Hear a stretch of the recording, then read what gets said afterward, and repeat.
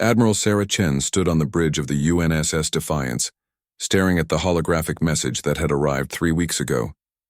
The Galactic Council's seal rotated slowly in the air, its alien symbols practically glowing with supposed importance. 200 years had passed since humanity's first contact with alien life.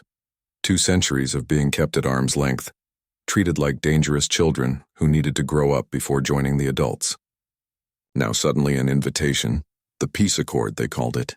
Planetary equilibrium and collective engagement, a summit on Concordia Station, the neutral meeting ground that floated in unclaimed space between territories.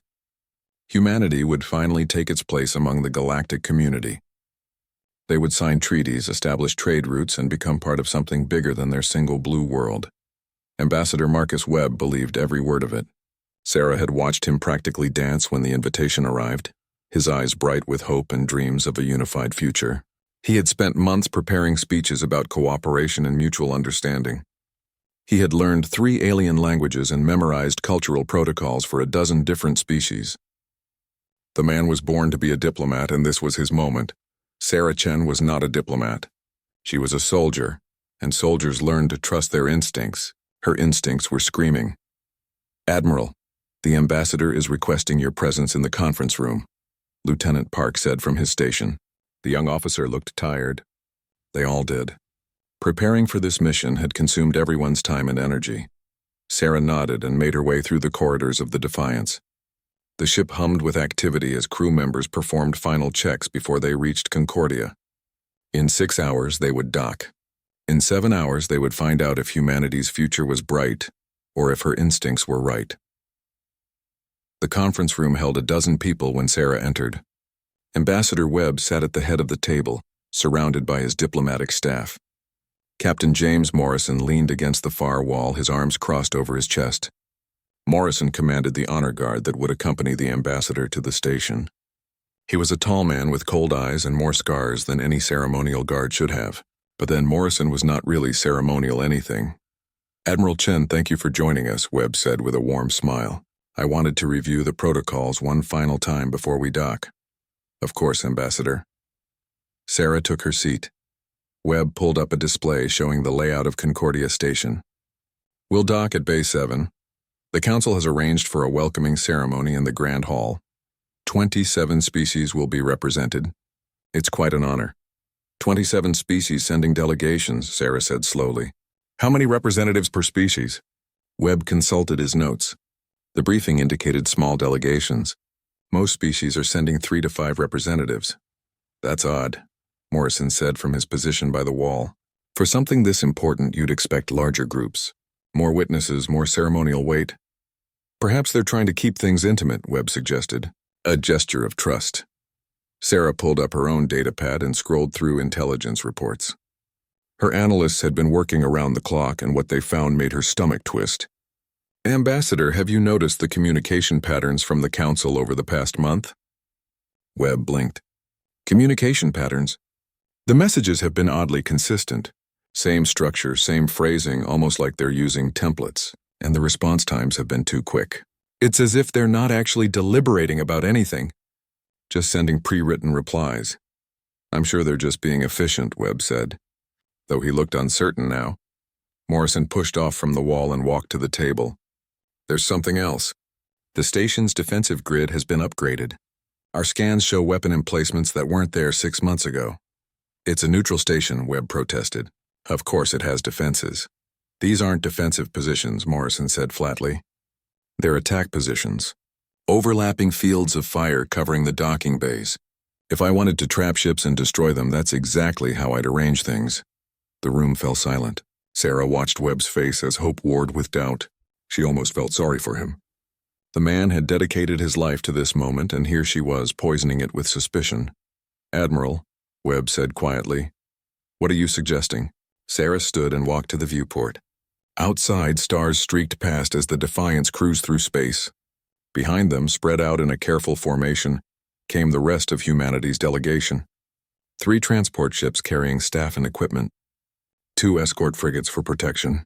1 small fleet for humanity's grand entrance into galactic society. "I'm suggesting we be careful," Sarah said. The Council specifically requested that we bring only ceremonial weapons. No military hardware, no combat systems. They want us defenseless. They want us peaceful, Webb corrected. There's a difference. Is there? Sarah turned to face him. Ambassador, I've fought in 4 wars. I've seen peace negotiations and I've seen traps. This feels like a trap. Webb stood as well, his jaw set. Admiral, I respect your experience, but we cannot let paranoia destroy this opportunity. If we arrive bristling with weapons, suspicious and hostile, we'll prove every negative thing they've ever thought about humanity. We'll be the violent, warlike species they fear. And if we arrive helpless and they attack us, we'll be the dead species they eliminated. Sarah shot back. The two stared at each other across the table. Finally, Morrison cleared his throat. If I may suggest a compromise? Both turned to look at him. The captain's scarred face was expressionless. The Council asked for ceremonial weapons only. They didn't define what counts as ceremonial for humans. Sarah felt a slow smile spread across her face. Go on. Well, Admiral, you know how humans are about traditions. Take swords, for instance. Ceremonial swords for dress uniforms. Nobody said those swords couldn't be molecular edge plasma cutters and decorative sheaths. And dress medals, those are traditional too. The Council probably doesn't know that some of our medals contain personal shield generators. Webb looked horrified. Captain Morrison, that's deception. That's survival, Morrison replied. Sir, my honor guard consists of 60 Marines. The Council thinks they're there to look pretty in dress uniforms. They don't need to know that those uniforms are adaptive combat armor underneath the fancy coating. They don't need to know that every one of my men and women has seen combat. Real combat. Sarah felt the pieces falling into place. The transport ships are carrying ceremonial equipment. Lots of it, Morrison agreed. Flags, banners, historical artifacts. Some of those crates are quite large. Could fit all sorts of ceremonial items. Drop pods, for instance. Very ceremonial. We drop them during military funerals. This is madness, Webb said, but his voice was weak. This is insurance, Sarah corrected. She turned back to the viewport. In the distance, a glint of light marked their destination. Concordia Station growing larger with every passing moment. Ambassador, I pray to every god that you're right and I'm wrong. I hope we dock, attend your ceremony, sign your treaties, and start a beautiful friendship with the galaxy. But if I'm right and this is a trap, then humanity will not go quietly into extinction. She pulled up the ship-wide communication channel. All vessels, this is Admiral Chen. Maintain current formation. Prepare for docking procedures. And activate Protocol Omega on my mark. Protocol Omega. The contingency plan that officially didn't exist. The one that turned civilian transports into carriers and escort frigates into assault ships. The one that assumed the worst and prepared for it. Morrison moved to stand beside her at the viewport. If this goes wrong, Admiral, it's going to be one hell of a fight. Then we'd better win, Sarah said softly. Because if we lose, Earth dies next. The stars streamed past. Concordia Station grew larger, and deep in the holds of every human ship, warriors checked their weapons and waited for the trap to spring. The docking clamps engaged with a heavy thud that resonated through the hull of the Defiance. Sarah Chen watched through the viewport as the massive arms of Concordia Station locked onto their ship, securing it in place. Around them, the other human vessels settled into their assigned bays, perfectly positioned in what Sarah now recognized as a kill box. Docking complete, Lieutenant Park announced. Station is requesting permission to establish an umbilical connection. Grant it, Sarah said. Her hand rested on the command console, fingers hovering over the emergency protocol button. Not yet. Give diplomacy its chance. Ambassador Webb straightened his formal jacket and checked his appearance in a reflective panel. His delegation gathered around him, all nervous smiles and excited chatter. They had no idea. Sarah had kept her suspicions contained to military personnel only. No point in panicking the civilians until necessary. Captain Morrison appeared at her elbow. He wore his full dress uniform, medals gleaming on his chest. To anyone else, he looked like a parade soldier. Sarah knew that beneath the decorative fabric was enough military hardware to fight a small war. Honor Guard is ready, Morrison said quietly. All 60 are in position. The rest are in the transports waiting. The rest. Sarah raised an eyebrow. Morrison's expression didn't change. The ceremonial equipment was quite extensive, Admiral. Required about 400 additional handlers, all wearing their dress uniforms, of course. 460 combat troops hidden as honor guards and equipment handlers. It wasn't an army, but it was better than nothing. Sarah nodded once, then turned her attention to the station exterior displays. What she saw made her blood run cold. Dozens of ships hung in space around Concordia, their weapons systems powered up and tracking. Not defensive positions anymore, active targeting solutions. The trap was set and humanity had walked right into it. Ambassador Webb, came a voice over the communication system. Welcome to Concordia Station. I am Counselor Vren. Please join us in the Grand Hall. Your ceremony awaits. Webb beamed. Thank you, Counselor. We're honored to be here. Sarah followed the diplomatic delegation through the umbilical corridor and into the station proper. Morrison walked beside her, his honor guard forming a protective box around the ambassador. The Marines moved with perfect precision, every step rehearsed. But Sarah noticed how their eyes constantly scanned, how their hands never strayed far from their decorative sword hilts. The Grand Hall was massive, a circular chamber with a domed ceiling that displayed a projection of rotating galaxies. Representatives from 27 species stood in neat rows, all watching as the humans entered. Sarah studied their faces, reading body language like the tactical analyst she was. Fear, anticipation, something that looked like pity. Not one species looked happy to see them. Counselor Vren stood on a raised platform at the center of the hall. He was a tall, slender being with blue-gray skin and 4 arms. His robes were elaborate, covered in symbols that Sarah's translator identified as high rank. He smiled as Webb approached, but the smile didn't reach his eyes. Humanity, Vren said, his voice amplified throughout the hall. You have traveled far to join us. After 2 centuries of isolation, you seek to become part of the galactic community. Is this correct? It is, Webb said warmly. We come in peace and friendship. Peace, Vren repeated. The word seemed to amuse him. Tell me, Ambassador, do you know what the Peace Accord truly stands for? Webb blinked. Planetary equilibrium and collective engagement. A clever fiction, Vren said. His smile vanished. The true meaning is preemptive elimination and containment execution. The hall fell silent. Sarah's hand moved to her sidearm before she remembered it was supposedly ceremonial. Beside her, Morrison had gone perfectly still, a predator waiting to strike. I don't understand, Webb said, confusion clear in his voice. Vren descended from the platform, his 4 arms spreading wide. Humanity has been evaluated. Your history has been studied. Your wars, your violence, your stubborn refusal to submit to proper authority. The Council has determined that your species is too dangerous to integrate into galactic civilization. That's insane, Webb protested. We came here in peace. You came here because you were invited, Vren corrected. This summit was never about integration, Ambassador. It was about elimination. We will destroy your delegation, then your fleet, and finally your homeworld. Humanity will be removed from the galaxy like the cancer it is. Sarah's mind raced through tactical options. They were inside the station, surrounded by hostiles. Their ships were trapped in docking bays. The Council fleet had them targeted. This should be impossible to survive. She activated her communicator. Morrison, execute defensive protocols now. Already on it, Morrison replied calmly. Around the hall, the honor guard moved as one. Decorative jackets were stripped away, revealing combat armor beneath. Ceremonial swords were drawn, their plasma edges igniting with blue fire. The nearest council guards barely had time to react before they were cut down. You dare, Vren hissed. Guards, eliminate them all. The hall exploded into chaos. Station security poured in from every entrance, weapons firing. But Morrison's Marines were ready, shields activating, plasma cutters carving through alien armor like paper. Webb dove for cover, his diplomatic staff screaming in terror. Sarah grabbed the ambassador and hauled him behind an overturned bench.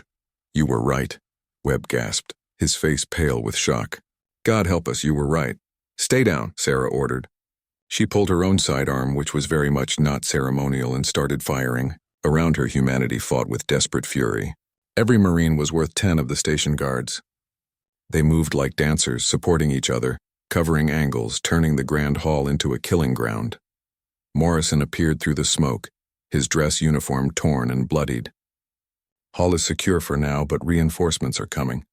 We need to move. Where? Sarah demanded. The docking bays. If we can reach the transports, we can deploy the rest of our people. Sarah nodded and opened a channel to the Defiance. Lieutenant Park, activate Protocol Omega, full deployment. Admiral, the station defenses have locked onto us. We're taking fire, then fire back. All ships, weapons free. Show them what ceremonial means to humans. On the Defiance's bridge, Lieutenant Park stared at his console in disbelief as the friendly civilian ships suddenly transformed. The transport vessel Harmony split open like a flower, revealing launch bays packed with fighter craft. The escort frigate Guardian's hull panels retracted, exposing missile batteries that should not exist, and the Defiance itself, the diplomatic cruiser that was supposed to be lightly armed, powered up weapon systems that made it more dangerous than most battleships. All batteries. Open fire, Park ordered. Target the nearest council ships. Space around Concordia Station lit up with weapons fire. Human railguns, banned by treaty but installed anyway, fired slugs at a fraction of light speed. They punched through energy shields designed to stop energy weapons tearing into council hulls. Missiles swarmed like angry hornets, overwhelming point defense systems. And the fighters, piloted by humans who had trained for war their entire lives, carved through council formations with brutal efficiency. Inside the station, Sarah led the fighting retreat toward the docking bays. The corridors were too narrow for mass combat, which worked in humanity's favor. Morrison's team set up choke points, using the station's own architecture against its defenders. Every intersection became a fortress, every corridor a killing field. They found allies along the way. Other species delegates locked in holding cells marked for execution just like humanity. A small reptilian people called the Vrisk, a peaceful insectoid race known as the Chittik. Even a few members of the Council's own species, dissenters who had opposed the plan. Sarah freed them all, arming them with captured weapons. "Why are you helping us?" asked a Vrisk delegate named Seth. "You are dying here. Save yourselves." "Because humanity doesn't leave people to be slaughtered," Sarah said grimly. "Not if we can help it." They fought their way to Base 7. The transport ship Harmony had already deployed its hidden cargo. Drop pods by the dozen, each containing a full squad of Marines. What the Council thought were diplomatic transport ships were actually troop carriers. And 400 ceremonial handlers were now 1,200 combat troops spreading through the station. Councillor Vren appeared on every screen throughout Concordia, his face twisted with rage. "You cannot win. The righteousness is here." Through the bay windows, Sarah saw it emerge from faster-than-light travel. A ship so massive it dwarfed everything around it. The righteousness, the Council's ultimate weapon. A battle station designed to crack planets. Its main cannon began charging, targeting the human vessels. Morrison stood beside her, watching their doom approach. "Well, Admiral, we gave them a hell of a fight." Sarah opened a channel to all human ships. "All vessels, this is Chen. Prepare for emergency evac. We're going to ram the Defiance into that monster. Get everyone off and scatter. Maybe some of us will make it home." "Admiral," Lieutenant Park's voice came through, trembling with emotion. "We're receiving a transmission from Earth." "Earth?" Sarah's heart hammered. "Park, we're 20 light years from Earth." "I know, Admiral. But they're here. They're all here." Admiral Sarah Chen stared at the tactical display, barely believing what she was seeing. The space around Concordia Station had transformed from a trap into a battlefield, and suddenly the hunters had become the hunted. The Armada of Terra spread out in a formation that spoke of careful planning and coordination. This was no hastily assembled rescue force. This was a fleet that had been preparing for exactly this scenario. "How?" Ambassador Webb whispered beside her. "How did they know?" Sarah felt a grim smile cross her face. "Because I told them to prepare. Protocol Omega wasn't just about hiding weapons on our ships. It was about assuming the worst and having Earth ready to respond. Every piece of intelligence that made me suspicious I sent home." And Earth listened. On the view screen, the lead ship of the Armada broadcasted again. Sarah recognized the voice of Admiral Marcus Stone, a legend who had supposedly retired 10 years ago. Apparently, retirement could be postponed when humanity's survival was at stake. "Council vessels, this is Admiral Stone of the Terran Defense Fleet. You have attacked our diplomatic delegation. You have declared war on humanity. We are here to accept your declaration. Stand down immediately or be destroyed." Councillor Vren's face appeared on every screen, his forearms trembling with rage. "You were supposed to bring only a small delegation. This is a violation of our agreement." "You mean the agreement where you invited us to a peace summit so you could murder us?" Sarah cut in on the channel. "That agreement? You're right, Counselor. We violated it. We brought weapons anyway. We brought our fleet anyway. Because humans learned a long time ago that the biggest mistake you can make is trusting people who want you dead. The Righteousness, the massive battle station, rotated to bring its planet-killing cannon to bear on the human fleet. Its weapon began charging, energy readings spiking to levels that would vaporize a dozen ships with a single shot. But the human ships were already moving, not retreating but advancing, spreading out in a pattern that made targeting difficult. All fighters, engage, Stone ordered. Target the Righteousness's weapon arrays. I want that cannon disabled before it fires. Hundreds of human fighters screamed toward the battle station. Council Point Defense tried to stop them, but the pilots flew with reckless courage that bordered on suicidal. They wove through defensive fire, launched missiles at weapon emplacements, and when missiles ran out, they used their ship's own mass as weapons. Sarah watched as 3 fighters deliberately crashed into the Righteousness's main cannon, their reactors exploding and warping the barrel just as it was about to fire. The battle station's shot went wild, missing the human fleet entirely, and instead striking one of the Council's own cruisers. The ship broke apart, venting atmosphere and bodies into space.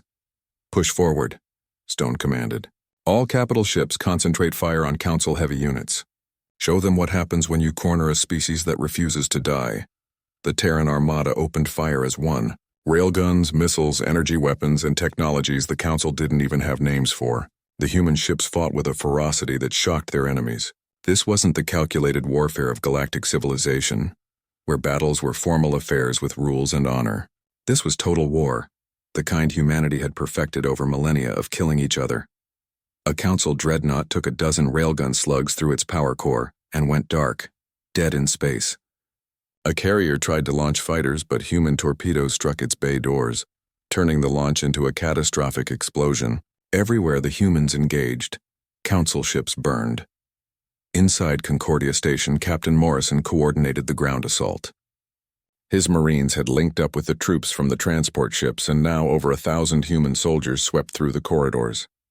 Station security tried to hold them back, but it was like trying to stop a flood with a paper dam. Section 7 secured, reported Lieutenant Hayes over the communication network. Found more prisoners. Council was planning to execute at least 50 species delegates. Morrison gritted his teeth. Free them all. Arm anyone willing to fight. Let the Council see what happens when you turn everyone into enemies. Sarah moved through the station with Morrison's command squad, heading for the central control room. Ambassador Webb insisted on coming too, despite having no combat training. The man had found a spine somewhere in the chaos, picking up a weapon from a fallen guard and refusing to hide. I should have listened to you, Webb said as they advanced down a smoke-filled corridor. I wanted to believe in peace so badly that I ignored every warning. Peace is worth believing in, Sarah replied, pausing to check a corner. But you have to be ready for people who don't share that belief. The galaxy isn't kind, Ambassador. It respects strength. They reached the central control room to find it sealed behind blast doors. Morrison pulled out a device that looked like a decorative metal and pressed it against the door. The personal shield generator inside contained enough explosive force to blow through reinforced steel. The door blasted inward and the Marines rushed through. Counselor Vren stood at the control station trying to activate the station's self-destruct. Sarah shot the console before he could complete the sequence, then trained her weapon on the alien's head. It's over, she said flatly. Order your ships to stand down.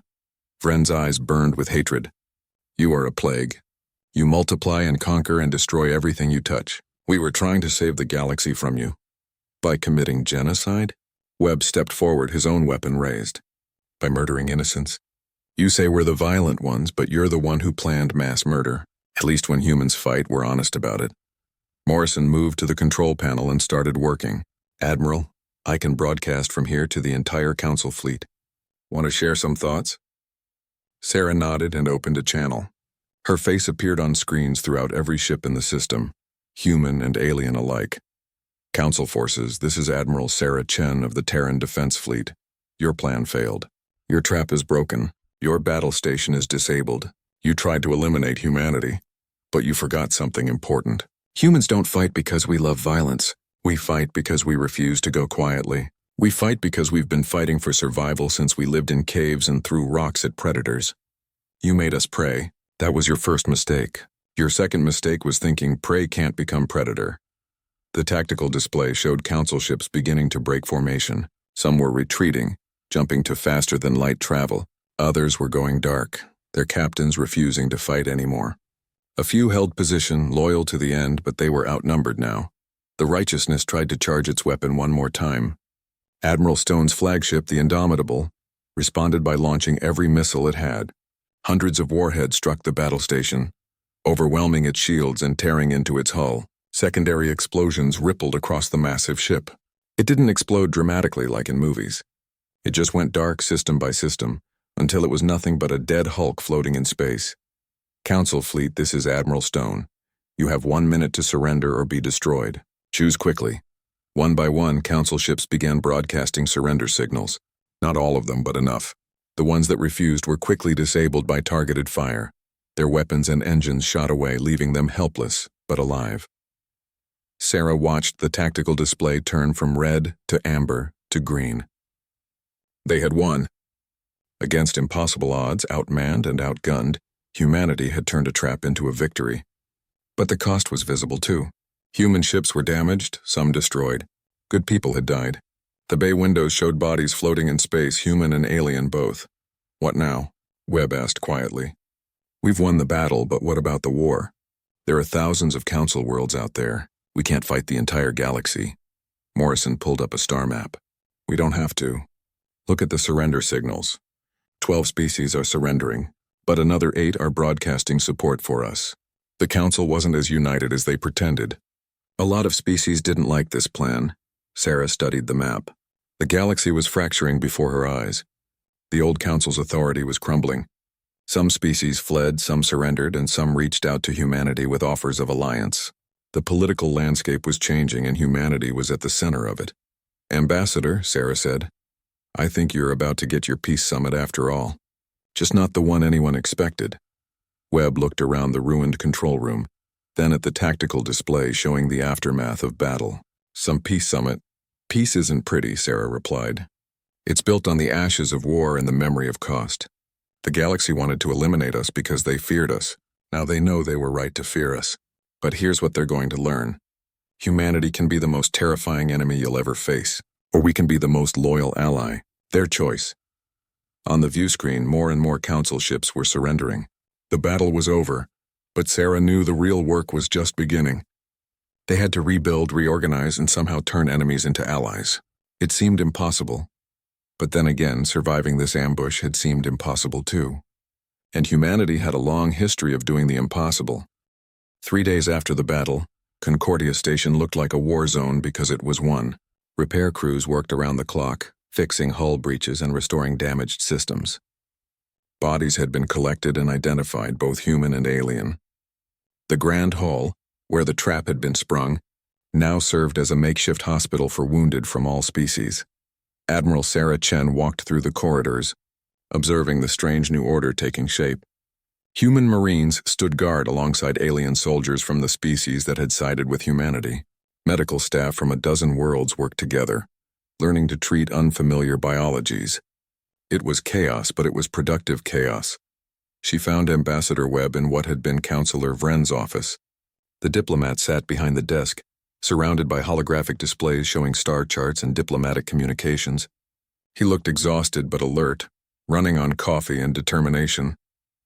247 messages, Webb said without looking up, from species all across the galaxy, some offering alliance, some begging for protection, some threatening revenge, and 12 formal surrender documents from council leadership. What about Vren? Sarah asked, taking a seat across from him. In custody, along with the other council members who planned this. They're being held in the lower decks under guard. We need to decide what to do with them. Webb finally met her eyes. Some people are calling for execution. War crimes, genocide attempt, the works. Sarah was quiet for a moment, thinking, what do you want to do? I want justice, Webb said firmly, but not revenge. There's a difference. Executing them would make us feel better, but it wouldn't fix anything. Worse, it would prove them right about us being violent and vengeful. So what's your recommendation? Webb pulled up a document he had been drafting. Trials.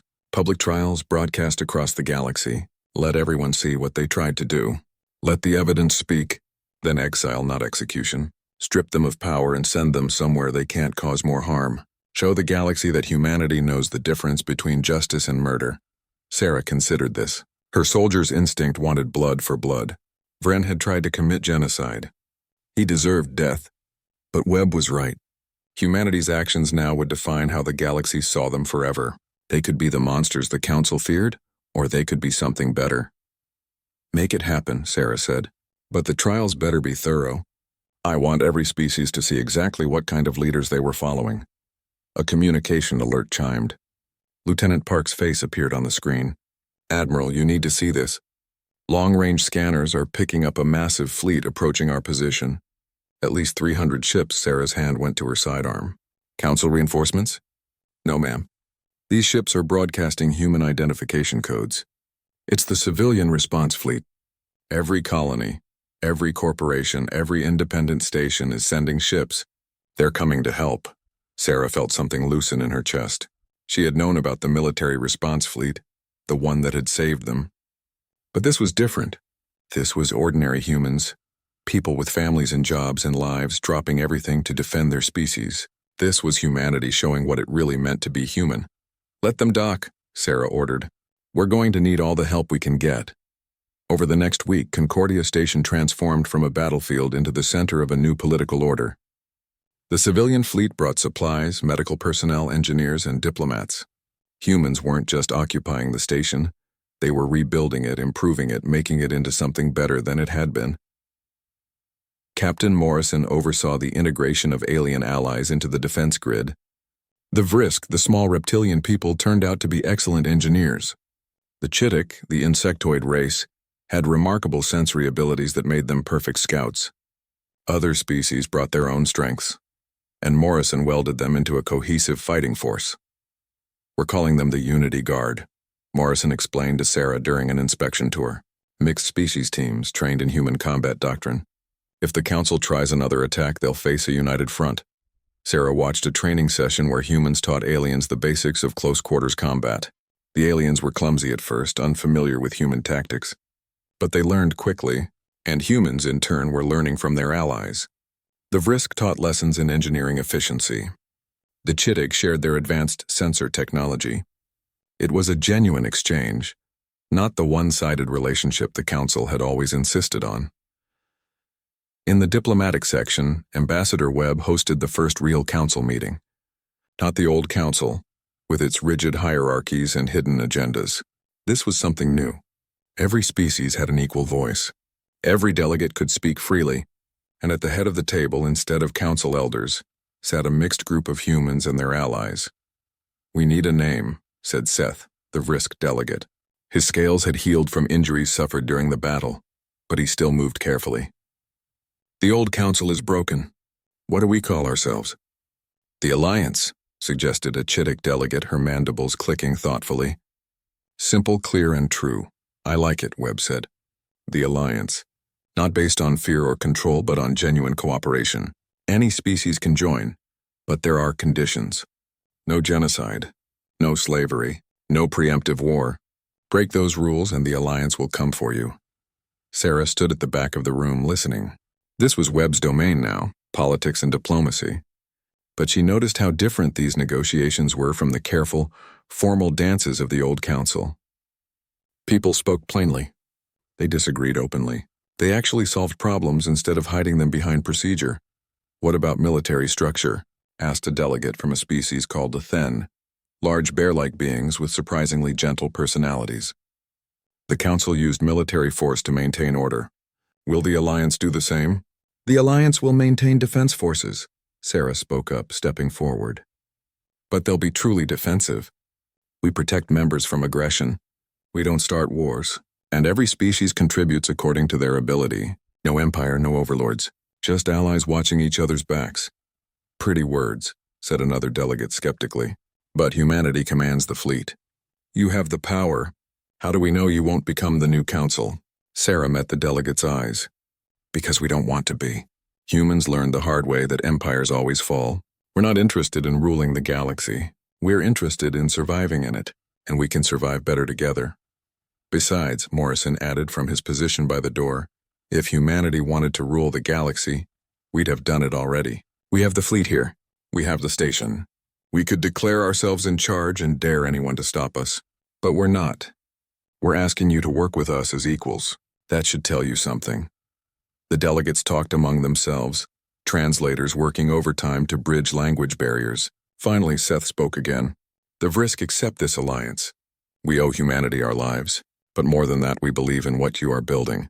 One by one, other species agreed. Not all of them. Some delegations needed to consult with their homeworlds first, but enough agreed to make it real.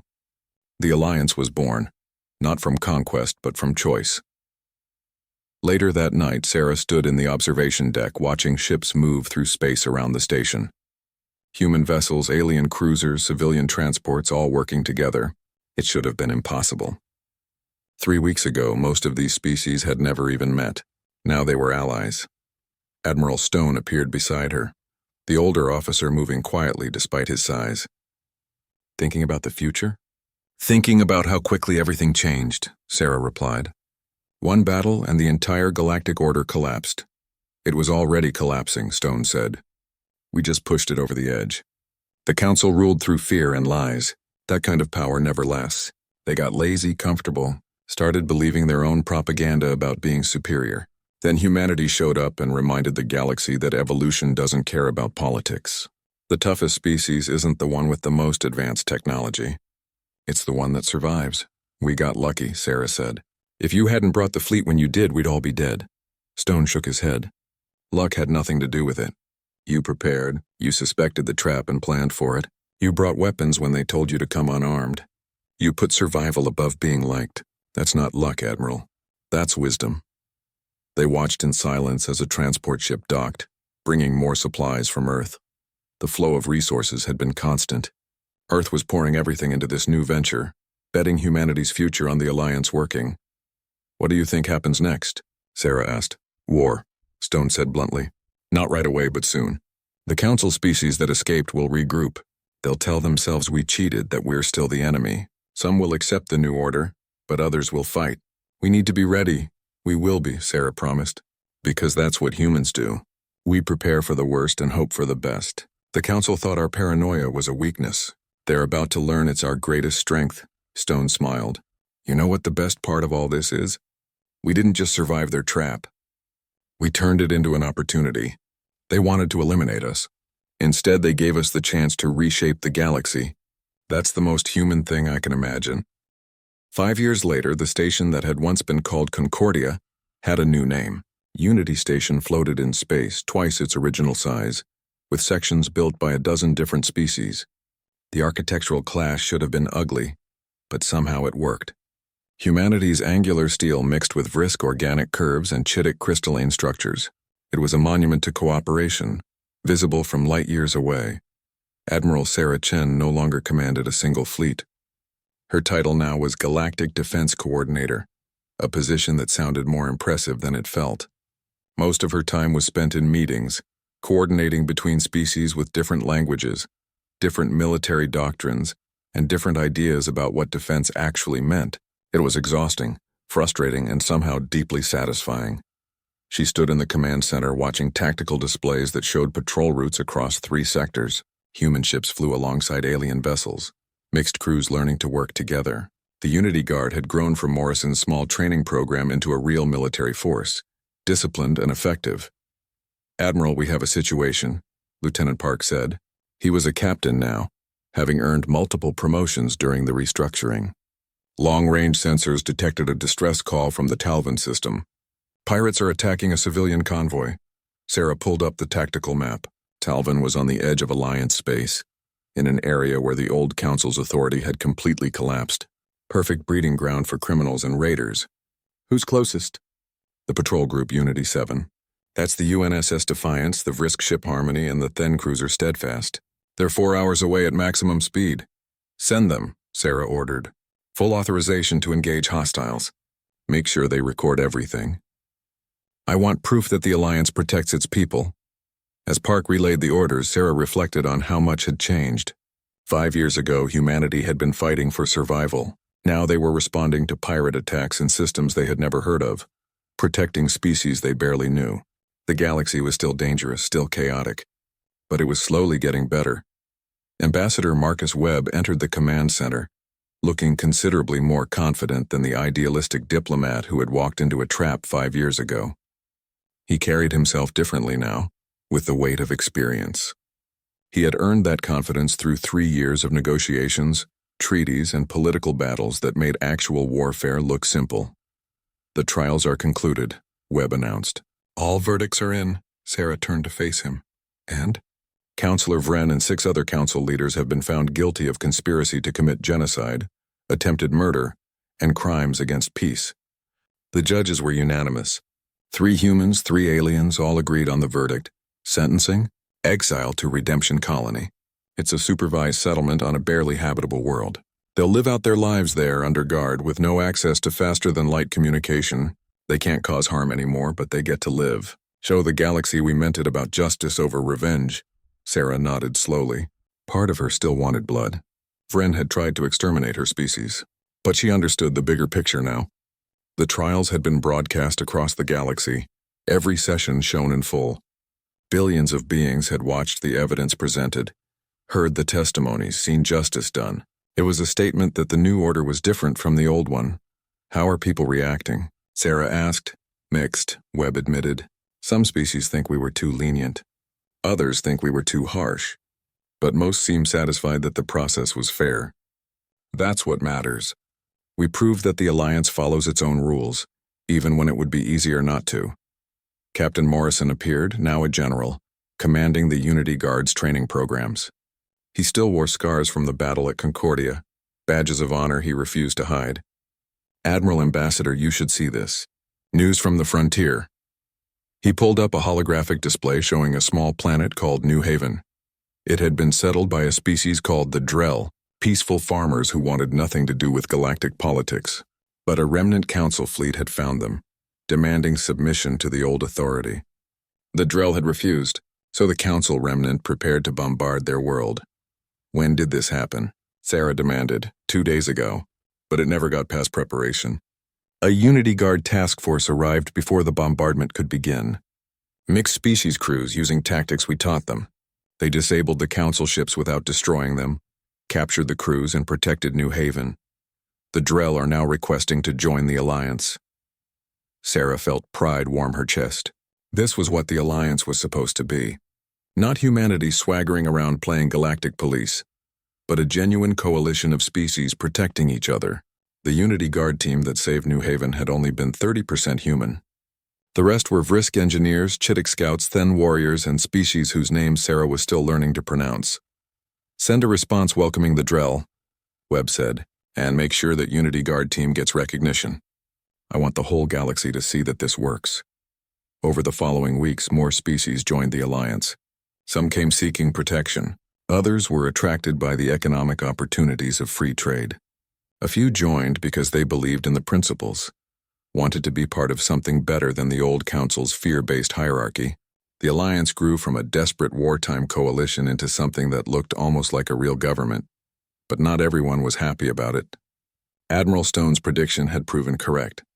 Remnants of the old council refused to accept the new order. They launched attacks, sabotaged trade routes, spread propaganda about human tyranny. It was a constant low-level conflict. Not quite war, but not quite peace either.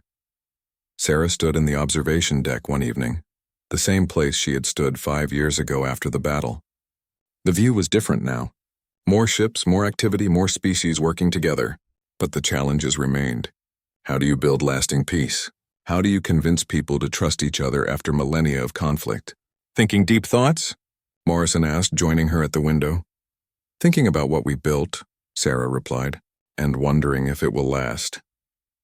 "It will last as long as people believe in it," Morrison said. "That's what makes this different from the Council. They ruled through force and fear. We're trying to rule through consent. It's harder, messier, but stronger in the long run." "You sound like Ambassador Webb." Morrison laughed. 5 years of meetings will do that to you. But it's true. The Council could have lasted forever if they had actually served their people instead of controlling them. We're trying to do better. Whether we succeed depends on whether species believe cooperation beats domination. Sarah thought about the new recruits training down on the lower decks. Young humans learning to fight alongside young aliens, all of them born after the battle at Concordia. To them, the alliance was normal. They had never known the old council's rule. They grew up in a galaxy where humans and aliens worked together as equals. "We're teaching them our tactics," Sarah said quietly. "Everything we know about warfare. Every trick, every strategy. What if they turn it against us someday?" "Then we'll deal with it," Morrison said firmly. "You can't build trust while holding back. If we're going to have allies, real allies, they need to be as strong as we are. Otherwise, it's not an alliance. It's just another empire wearing a friendly mask." 6 months later, Ambassador Webb stood before the Alliance Assembly, addressing representatives from 73 species. Unity Station's main chamber had been expanded 3 times to fit everyone. The diversity was stunning. Beings of every size, shape, and biology, all gathered to discuss their shared future. "The question before us today," Webb said, his voice amplified through translator devices, "is how we handle requests from species outside our borders. The Kelthiri Union has applied for alliance membership, but they're on the other side of former council space. Accepting them means extending our protection across hostile territory. It means more patrols, more resources, more risk." A Vrisk representative spoke up. "We should help them. The Kelthiri face the same threats we did. If we turn away species that need help, we're no different from the council." "But we must be realistic," countered a Then delegate. "Our resources are finite. We cannot protect everyone everywhere. Perhaps the Kelthiri should seek local alliances first." The debate continued for hours. Sarah watched from the observer's gallery, noting how far they had come. 5 years ago, most of these species had never spoken to each other. Now they argued passionately about shared policy. It was messy, chaotic, and loud. It was also beautiful in its way. This was real democracy, not the council's polite facade. The vote was close, but ultimately the alliance agreed to extend membership to the Kelthiri Union. It meant stretching their defensive lines thin, but the assembly decided it was worth the risk. The alliance would not abandon species that asked for help. That was the principle they would stand on, even if it made survival harder. 2 years after that, Sarah Chen was 65 years old and considering retirement. She had spent 7 years building the Alliance's military structure, training new officers, establishing protocols. The work was never finished, but it was stable enough for someone else to take over.